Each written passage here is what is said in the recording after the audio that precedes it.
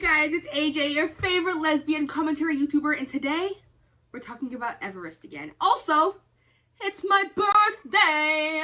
Peep the retwist, peep it, peep the color. Yeah, birthday hair. Before we get started, I want to give a huge shout out to my patrons over on Patreon. So that's Lizzie, for the guy, Shanice, Adam, Iron, Emily, Arbigo, Jenner, Sal's, Lysandre, S. Kelly, Catherine, Adrian, Oosis, YouTuber, Hayden, Last Ross, Cornflower, Glenn, and Edie. Thank you so much for your support. So first, some backstory on Everest. So you know what that means. AJ the science, AJ the science, AJ the science. Mount Everest is a mountain region located on the border of Nepal and Tibet. And the economies of both of these places rely heavily on mountaineering. In my previous videos, we've talked about how dangerous it is to climb Mount Everest. The elevation is so high that the human body cannot handle it, and people often pass away up there. Also, disclaimer, I'm going to be saying pass away a lot because I can't say DEAD or else I get demonetized. So the first video in my Mount Everest series is my highest watched video and it's demonetized. So great. Also, if I show any images that are kind of graphic, they will be censored. So if you want the uncensored version, it will be on my Patreon. But yeah, when you climb Mount Everest, there is a high possibility that you might not make it down. You might not come back alive. And people know this and still decide to go. They want the bragging rights, the fame, the attention. That's what a lot of this boils down to. People wanting attention for climbing a rock. When people climb Everest, they are not only putting their lives in danger. They are putting the lives in danger of people around them. It is not just some riskless hobby. One of my main qualms with people who climb Everest is that if you get sick up there are only a handful of options. One, you get sick, and then an underpaid Sherpa, somebody who is native to that region, has to go up there and get you down, which puts them at risk of passing away from exhaustion, which, mind you, is one of the main reasons people pass away up there, because of the tax it puts on the body to be at that altitude for so long. Or they have to make the tough decision to leave you. Can you imagine how much that would plague somebody's consciousness? Let's talk about altitude sickness and how your body responds in high altitudes, because trust me, I felt it today. This was me earlier today. I did a hike up to the Jose Rivas Refuge in Cotopaxi volcano, and you can see here that the altitude was almost 16,000 feet. I hike a lot in LA, but obviously that's at sea level. I was significantly more short of breath than normal when I was up here. And I also had a little bit of a headache, so let's talk about why. Everything you need to know about how the body responds to high altitude situations revolves around the alveolar gas equation. This equation tells us exactly what will be the partial pressure of oxygen in the alveoli. Those are the small air pockets that are inside our lungs. So there's so many things that can impact this, as you can see in the equation. Usually those things have nothing to do with the atmospheric pressure that a given person is breathing at. But in the case of high altitude, that is exactly what changes. So you can see that the atmospheric pressure is taken into account in this equation. Usually that's a constant at or around sea level. It's 760 millimeters of mercury. The higher you go up in altitude, the lower the atmospheric pressure will be. And that means that you'll have a lower partial pressure of oxygen in the atmosphere. The percentage of oxygen in the air that you breathe actually does not change. It's really loud right now in Ecuador. But basically, the percentage of oxygen in the air is going to remain constant. It's going to be around 21%. But it's just 21% of a much lower number because, as we said, as you go up in altitude, the atmospheric pressure goes down quite a bit. So long story short, the higher in elevation that you go, the lower the partial pressure of oxygen in your alveoli will be. And this will correspond to a lower oxygen saturation that you can measure.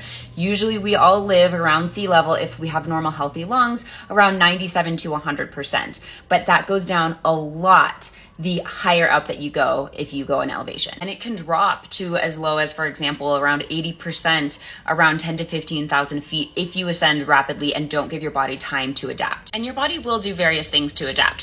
One of those things is by increasing erythropoietin, which tells your body make more red blood cells because these are the oxygen carrying cells of our body. Another thing it'll do is increase minute ventilation. So in other words, you're going to breathe faster and a little bit heavier and deeper, which is going to actually decrease the CO2 level in your blood while simultaneously increasing your oxygen level. Now, in turn, this lower CO2 level will tell your kidneys to get rid of some bicarbonate. So you started with a little bit of a respiratory alkalosis, if that makes sense, and you're having a compensatory metabolic acidosis. Interestingly, this is the way that taking acetazolamide or Diamox works for helping to prevent or treat altitude sickness, because it actually tells your kidneys to dump that bicarb. So it sort of mimics one of your body's natural adaptation mechanisms. Now, if these adaptation mechanisms are not enough, if they fail, if the altitude is too high, if you ascend too rapidly, you can actually become very, very sick. We're talking more than just feeling short of breath or dizzy or weak or having a mild headache. You can actually have high altitude pulmonary edema and high altitude cerebral edema, which are absolute medical emergencies, and the only treatment for that is descending rapidly. Now, there's obviously a little bit more to the story here in terms of pathophysiology, but I hope this gives you the basic idea. But now, if they do leave you and you pass away and your family wants your body, now people have to put their lives at risk again to get you down. You see, once bodies freeze up there, they could weigh as much as 300 pounds. So moving them is not easy, and it's also not a one-person job. So that's why sometimes they do have to push bodies off of cliffs or just like push them somewhere out of sight so it's less traumatizing. Today, we're going to talk about the two most infamous bodies on Everest, Green Boots and Sleeping Beauty. Green Boots is the name they gave to a deceased climber on Everest because they don't know his real name. And can you guess what he was wearing? Yeah, green boots. His body was found curled up in a limestone cave on the northeast ridge of the mountain. There are a few speculations on who this body is. So in 1996, a group called the ITBP, Indo-Tibetan Border Police, they were trying to climb Mount Everest on the Tibet side. But in 1996, there was a horrible storm. I guess they forgot to check like Apple Maps, Apple weather before they went. And a climber named Paul Jour got separated from his group during the blizzard. Paul Jour is who people think Green Boots is, but there is no confirmation. There's no way to know, so it's just speculation. He curled up in the cave to shield his body from the hazardous conditions. Hypothermia and exhaustion are thought to be the cause of him no longer being alive. This body was also surrounded by oxygen bottles, which means either he ran out or just abandoned them. Here's the messed up part. Because his body can't be moved, it's just been in this cave for years. And it's used as a popular landmark with climbers. They use it as a landmark to see how far they've gone, like how close are they to the summit. I can only imagine the type of person who sees a deceased body and thinks to themselves, yes, I finally made it to Green Boots. Yes, I'm so close to the top of the mountain. And I know that because of this Green Boots guy. Wow. And maybe I am in fact a woker. But is that not weird? To see the body of somebody who's no longer alive and still be excited to climb, to be giddy and enthusiastic about it. Like, that could literally be you. You are literally doing the exact same thing he did before he passed away. And also, I just think about it from like a human point of view. Can you imagine how scared he was? Like, I'm sure there was a part of him that was a little bit hopeful, like somebody might come find me, somebody might come get me, you know? And it's just so sad and gut-wrenching to think that he was alone.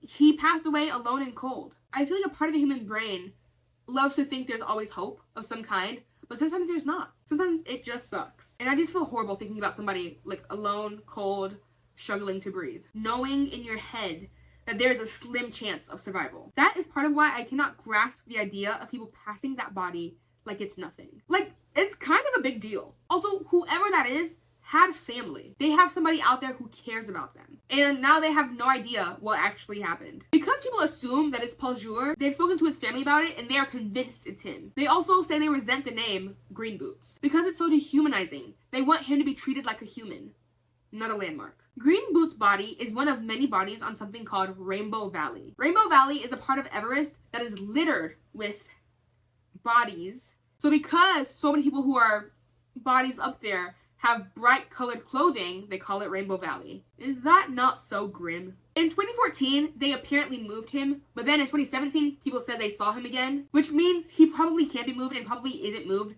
He's just being concealed. Oftentimes, rescue missions will go up there and hide bodies that are in plain sight. But in 2025, it seems like he has vanished. People are speculating that again, during a cleanup effort, they either covered his body or moved it somewhere. But it's positive they have not taken it down, because when they take it down, they have to like log it and it becomes an official thing. His story though raises a lot of moral questions in my opinion. When is it okay to recover bodies? Who pays for the body being recovered? Is leaving somebody's body up there disrespectful? Or is it just a normal part of life and a reality of high altitude climbing? This is all very heavy and dark in my opinion. The next person we will be discussing is Sleeping Beauty. Her story is just as sad as Green Boots. Her real name is Frances Arsentive, and since we do know her real name, I'm gonna just call her Frances instead of Sleeping Beauty. Frances was born in Hawaii and married a Russian climber named Sergei, and together they climbed many peaks. She was the first woman to ever summit Mount Everest without supplemental oxygen. But on the way down, that's when we had the problem. This was 1998. My first gripe is that if people are dumb enough, let me find it. If people decide to climb Mount Everest without oxygen, knowing the human body was not made for that, why is that allowed? Why are we allowing people to climb Mount Everest without oxygen? So on the way down, Frances started getting really weak. It's suspected that she started experiencing altitude sickness, frostbite, fatigue, disorientation. Sergei, her mans, didn't notice at first. So the two got separated. Honestly, when researching this, there's a lot of conflicting information about what actually happened. But the gist is, once Sergei realized that his wife wasn't with him anymore, he went to the base camp to get supplies and help. But unfortunately, he got the supplies, and on his way back up, he also passed away. There are reports that Frances was seen multiple times alive. She was passed by climbers and nobody could help her. She was breathing and talking at some points, but she could not move her body. There are reports that she said, and I quote, "Don't leave me. Why are you doing this? And I am an American." But unfortunately, nobody could help her. I imagine this whole situation was probably traumatic for anybody involved. Like, imagine you come across somebody who is alive, breathing, you are talking to them, and you know what's going to happen to them, and you know you can't help them. That's very upsetting. After Frances passed away, her frozen body was found by climbers who said she looked porcelain. This is because she was frostbitten and frozen solid.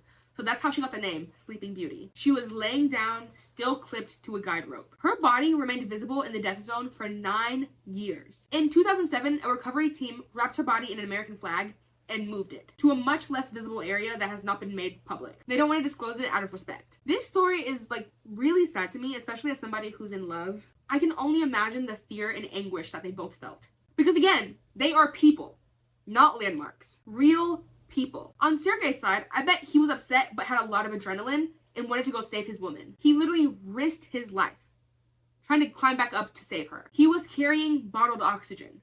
He literally just wanted to get her down. But think about it like this. He had already ascended and descended all of Mount Everest. His body could not take any more. So he passed away trying to save somebody that he loved. And same as Green Boots, I feel like Frances probably passed away with a glimmer of hope in her mind. Somebody's gonna save me. Somebody's gonna come get me. My man, he's gonna come get me. All this stuff. All that hope in your mind to just slowly drift into non-existence. I know this is really dark. I don't know. It's just very fascinating to me that people know all this information, yet still climb Mount Everest and still talk about these bodies in such a dehumanizing way. They were people with actual lives. Frances passed away scared and alone. And the fact that her body was used for 9 years as a landmark, disgusting. Also, the fact that people know her name and still call her Sleeping Beauty when they knew her name, I think both of these instances highlight the grim nature of the climbing community, specifically the Everest climbers. Because the concept of climbing Everest without oxygen, what? Just why? What do you have to prove? So you can just brag about it? Genuinely. I have yet to hear a valid reason for climbing Everest. All the Everest apologists who have been in my comments are just people can do whatever they want. People can. And so can I. Which is you're weird. It's crazy to have that be something that you want to do. The morals behind it are horrible. There are very few ethical ways to climb Mount Everest. You only have a few options. You go through an expedition company and pay $80,000 for a foreign guide and an underpaid Sherpa. You go up there the easy way, come back unscathed, and then just brag about it, even though it was on the backs of unethical labor. Or 2, you go through the company, again, you get hurt, or you're too exhausted to keep going. And now your group has to decide. Either A, they take you back down, or B, they keep going without you and leave you for not being alive anymore. But keep in mind, the people you're going with also have limited time, limited oxygen, and limited energy. So if people have to carry you down, you are putting them at risk for exhaustion because they have to carry your big ass. Not you, the viewer. The royal you. Story time. Gelji Sherpa spotted a Malaysian climber named, dyslexia gods, Avichandran Tharamalingam. But Gelji found him struggling to move forward. And Gelji was not part of Avichandran's crew or anything. Gelji saw somebody struggling and decided to help him. Gelji the Sherpa saw a climber struggling and decided to help him. So he carried Avichandran like a backpack for 6 hours. When Albatron was safe and sound again, guess who he thanked? He thanked his insurance company and the organization that made it possible for him to climb the mountain in the first place. He did not thank Gelji. And then, to put the nail in the coffin, he blocked Gelji on Instagram. He gave no explanation or anything. Like, how, like, that's so crazy to me. Like, what do you mean you blocked him? The guy who saved your life? You blocked him on Instagram? I'm assuming it's a pride thing. Like, maybe he's upset that he was too weak and another man had to carry him down. But that's not Gelji's fault. That's your fault. And this sucks because Gelji was in the middle of assisting somebody else with their climb, and he had to convince those people to turn around to save Albatron. So they literally had to abandon their climb for him. And then he has the audacity to make a post that says, and I quote, "I am alive today because I had the best and dedicated partners. The 14th Peak Expedition Company and Global Rescue Inn." Mind you, Gelji was not part of any rescue team for him. Gelji was on a whole different company. This genuinely makes me heated because why are you so entitled? Apparently, so many other companies and climbers walked past Albatron and did nothing. Like, genuinely, they saw he was alive and struggling and decided to just keep it moving. After backlash, he finally released a thank you to all the Sherpas who helped him. But when he thanked Gelji, he thanked him under, like, the organization that he climbed with. Gelji did not work for that organization. Gelji worked for a whole different company that owed him nothing. Gelji did not owe him saving his life. In my opinion, he owes Gelji so much money. If you have the money to climb Everest, you have the money to donate to Sherpas and Sherpa organizations. I feel like if you're climbing Everest, there should be an automatic amount of money put towards some type of Sherpa organization, which is kind of what happens on the government side after the 2014 strike. The government agreed to put part of the revenue from the passes to climb Everest into a Sherpa fund. Sorry, back to the point. But your third option when you're up there is to pass away and either be moved or just out as a landmark for people. I think this quote that I found on the Ian Trekking Climbing Company makes everything make sense about the kind of people who climb Mount Everest for fun. On the site, it says, "Climbing Mount Everest has taught me the invaluable lesson of humility, a realization that unfolded over time.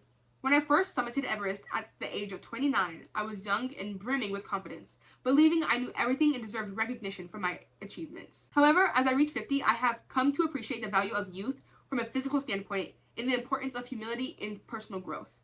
It took years of experience to truly grasp what it means to be humble. This journey has taught me discernment, the importance of listening more, gaining perspective on my journey and beliefs, and the understanding that the world does not revolve around me."